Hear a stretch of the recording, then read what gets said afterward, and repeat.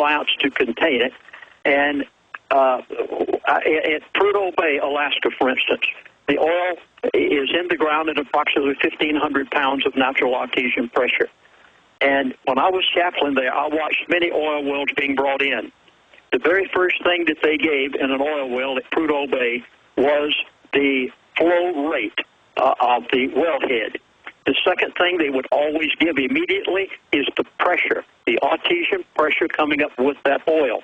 Have you ever noticed, and now you can think of this for a moment, Alex, nowhere, no media, nobody has told anything about the well. No, that is the first thing they do is they get a well reading on its pressure, and we haven't heard what pressure it's coming out. They don't dare tell what pressure it came out, because in the Gulf of Mexico, the BP oil well, what they have announced is so different than what really is. But see, that fits in with the fact that there's other fissures miles away that it's coming up with such pressure, like a water hose going into the dirt can burrow. It's coming up from below and blasting up, almost like a volcano, creating other fissures. But we're going to find out from a fellow that says they're a petroleum geologist just in a moment. But please continue, Lindsay.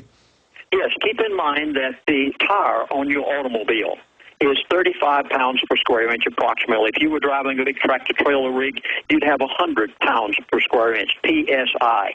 A reliable source estimated to me with BP that the Gulf of Mexico oil gusher hit a wellhead pressure between, you ready? I mean, this is astronomical. They hit a wellhead pressure of somewhere between 20,000 and 70,000 pounds per square inch. This is beyond human technology to contain it. There are many safety devices on that well. It blew every single one of them. Is that why the government's now saying they may use a nuke on it? Well, we'll get to the nuke in a little bit, but I need to give some of the other details first, and then I'm going to tell you exactly what this man said to me is the only thing can be done about it. Now, these safety devices, there's one of them down there called a fail-safe valve. Anybody in the oil business will recognize this immediately. The fail-safe valve is the one that's supposed to hold if everything else holds and all of the other safety devices blow. This one is supposed to hold. This is what I'm about to give right now.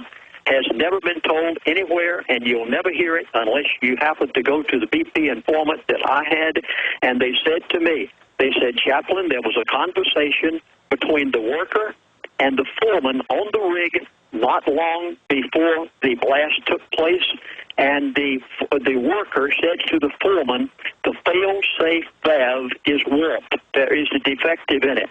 We've got to replace it before we go any further. The foreman on the oil platform said to the worker, we don't have time. Let's continue going. It was just after that the Gulf of Mexico oil well flowed, and it is flowing today approximately 4 million gallons a day, along with the fissures. Now, they have been caught. First they said it was 5,000, then 20,000, then 100,000, then 500,000. You're saying it's millions of gallons from your BP source. That is correct. Well, now, will BP be able to stop the flow of the oil? You ready? Now, this comes well, wait, that makes sense, though, the way they're keeping the media back, boy, and being suspicious. So you're saying this is a super mega disaster? This is a super mega disaster of something that the United States of America has never experienced and the world has never experienced. And the pressures on this well was so extreme compared to even what Russia hit years ago in that cold. Well, I've got to say it, you know, I mean, Lindsey Williams, it does seem like America, the whole world seems like it's cursed now. All the bad things that are happening constantly. Well, BP has tried everything. Yeah, you're right. BP has tried everything in their power to stop this well.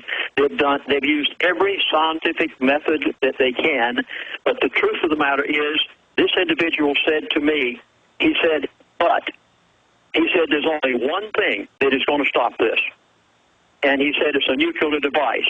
But he immediately said, and I said, what do you mean? He said, if we angle drill and put in a nuclear device and blow what is presently there, he said, if we get success, we'll be the heroes of the world. He said, Chaplain, I am scared, and I could hear it in his voice. He said, if we explode that nuclear device and this strata of oil, which nobody has ever drilled into one with this pressure before, he said, if we fail, and we rupture that strata further than what it already is. And plumes have been reported as much as 5 and 20 miles away, and I'll read them to you in just a moment or two. He said, if we rupture that strata further with that nuclear device, he said, Chaplain, I don't even want to think about it. Well, more and more evidence does point towards abiotic oil because the old oil wells are filling back up. It is being generated. It is coming from somewhere. Of course, they do find coal that has ferns in it. It's clear that there is some oil that is produced from dead plankton and things that they find, natural gas from the petroleum geologist I've talked to out in the ocean at shallower depths that they do believe did come from rotting plant and animal life, but that there is another type of oil. Look, it's a big debate. We'll continue with Lindsey Williams, and I promise we're going to get to this fella that says he's a petroleum geologist on the other side.